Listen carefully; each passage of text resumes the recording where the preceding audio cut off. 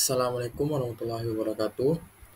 Perkenalkan, nama saya Farhan Ikram Zawahyu dengan NIM 22338047. Kali ini saya akan mempresentasikan hasil kerja saya atau tugas saya, yaitu tugas performa termal dan energi bangunan ya mengenai teknik pendinginan pasif. Teknik pendinginan pasif terbagi menjadi tiga, atau yang kali ini akan dibahas menjadi tiga. Yang pertama itu ventilasi alami, yang kedua itu pencahayaan alami, dan yang ketiga itu earth ground heat exchangers. Ventilasi alami. Ventilasi alami dalam teknik pendingin pasif adalah proses mengalirkan udara segar dari luar ke dalam bangunan tanpa bantuan alat mekanis seperti kipas atau AC. Ini mengandalkan perbedaan tekanan udara dan suhu di dalam dan luar ruangan untuk mengalirkan udara secara alami. Selanjutnya yaitu prinsip dasar ventilasi alami. Ada tiga prinsip dasarnya. Yang pertama itu cross ventilation atau ventilasi silang. Uh, Prinsipnya itu yaitu udara masuk dari satu sisi bangunan dan keluar dari sisi yang lain. Biasanya menggunakan bukaan seperti jendela atau ventilasi yang saling berhadapan untuk menciptakan aliran udara melintasi ruangan. Cross ventilation bisa dilihat dari gambar berikut. Selanjutnya yaitu stuck effect atau efek cerobong. Udara panas di dalam ruangan naik ke atas karena lebih ringan, kemudian keluar melalui bukaan di atap. Seperti ini. Bukaan di atap. Ini menarik udara yang lebih dingin dari bawah masuk ke dalam ruangan. Prinsipnya bisa dilihat dari gambar berikut. Udara masuk, udara dingin masuk, udara panas keluar melalui stuck effect. Yang ketiga yaitu wind driven ventilation atau ventilasi tertiup angin. Mengandalkan arah dan kecepatan angin untuk mendorong udara masuk ke dalam bangunan melalui bukaan tertentu. Untuk wind driver bisa dilihat pada gambar berikut.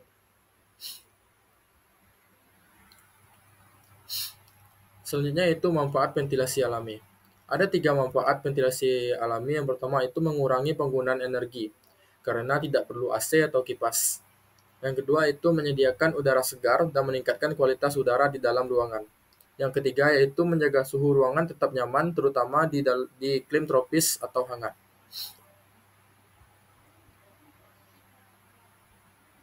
Selanjutnya yaitu adalah contoh atau aplikasi nyata dari ventilasi alami. Yang pertama itu contohnya bisa dilihat pada gambar.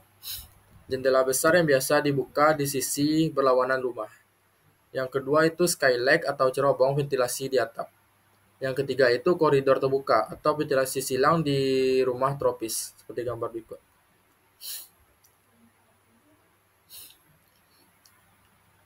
Berikut ini bisa dilihat diagram sederhana dari ventilasi alami. Yang dimana ventilasi alami yang pertama itu cross ventilation, udara hangat naik dan keluar melalui ventilasi atas, seperti ini, udara hangat naik. Udara masuk melalui jendela di satu sisi dan keluar di sisi yang berlawanan. Udara masuk dari sini dan keluar ke sini, dan udara hangat naik ke atas. Yang dimana itu merupakan gabungan dari cross ventilation, stuck effect, dan cross ventilation dan stuck effect. Pada diagram berikut ini tidak dijelaskan bagaimana ventilasi angin yang berputar, karena ini cuma diagram sederhana ya. Selanjutnya yaitu adalah pencahayaan alami. Pencahayaan alami adalah penggunaan cahaya matahari untuk menerangi ruangan di dalam bangunan tanpa menggunakan energi listrik. Dalam konteks pendinginan pasif, pencahayaan alami harus dirancang tanpa menambah panas berlebih ke dalam ruangan. Ada beberapa prinsip dasar pencahayaan alami. Yang pertama itu memanfaatkan cahaya tanpa panas, yang dimana cahaya membawa cahaya ke dalam bangunan sambil menghindari panas berlebih atau radiasi matahari langsung.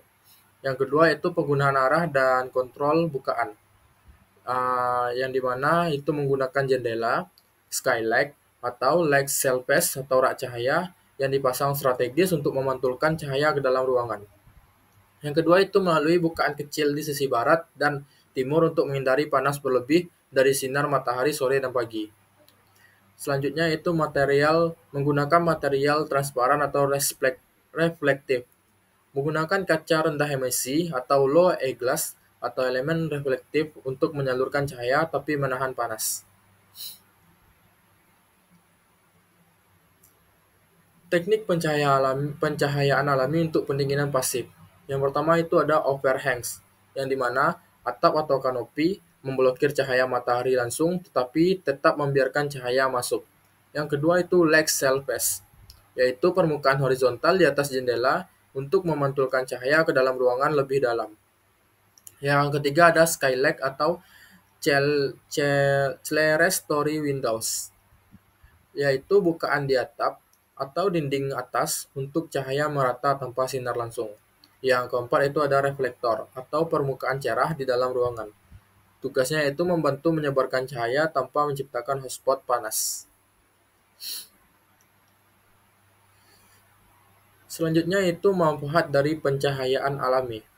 Ada 3 manfaatnya. Yang pertama yaitu mengurangi kebutuhan energi untuk penerangan. Yang kedua itu membantu mempertahankan kenyamanan termal dengan pengaturan bukaan yang tepat. Yang ketiga itu meningkatkan suasana ruangan dan kesejahteraan penghuninya. Berikut ini merupakan gambar pencahayaan alami.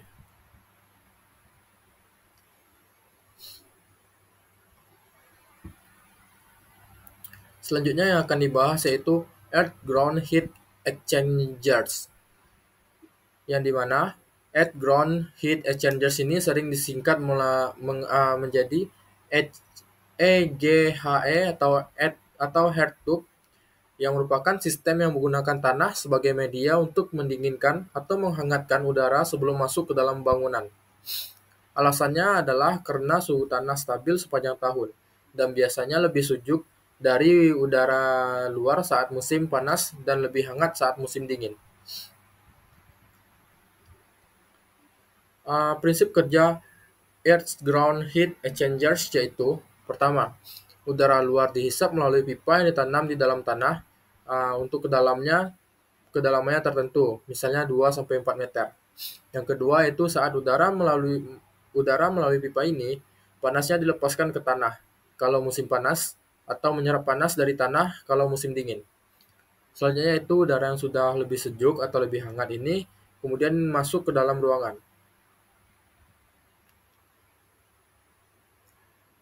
Untuk Earth Ground Heat Exchangers ada beberapa kelebihan dan kekurangannya. Untuk kelebihannya yang pertama, hemat energi karena mengurangi beban AC atau kipas. Yang kedua yaitu biaya operasionalnya rendah karena cuma butuh pompa atau fan kecil. Yang ketiga itu ramah lingkungan karena tidak perlu refrigeran atau energi besar. Dan keempat itu suhu ruangan lebih stabil tanpa fluktuasi ekstrim. Selanjutnya untuk kekurangannya. Kekurangannya yang pertama yaitu biaya awalnya lebih tinggi karena harus menggali tanah untuk memasang pipa. Yang kedua itu perlu perawatan. Untuk mencegah kelembaban berlebih, bisa menyebabkan jamur, makanya diperlukan perawatan. Yang ketiga itu desain yang tepat, karena perlu perhitungan matang soal panjang, diameter, dan kemiringan pipa. Untuk aplikasi nyata dari Earth Ground Heat Exchangers, ada beberapa. Yang pertama itu bangunan hijau atau green building. Yang kedua itu rumah pasif atau passive house. Yang ketiga itu kantor hemat energi. Dan yang keempat itu data center atau pendinginan server. Untuk diagram sederhana dari Earth Ground Heat Exchangers dapat dilihat dari gambar berikut. Yang pertama di mana udara luar itu masuk ke dalam cerobong atau ventilasi, dan kemudian udara itu disalurkan melalui pipa. Di pipa ini terjadi apabila musim dingin, maka udara akan menjadi lebih panas untuk masuk ke dalam ruangan. Apabila musim panas, udaranya akan menjadi dingin dan masuk ke dalam ruangan. Mungkin cukup sekian penjelasan saya mengenai pendinginan pasif, yaitu ventilasi alami, pencahayaan alami, dan Earth Ground Heat Exchangers. Apabila ada salah dan kurangnya, saya mohon maaf. Saya akhiri. Assalamualaikum warahmatullahi wabarakatuh.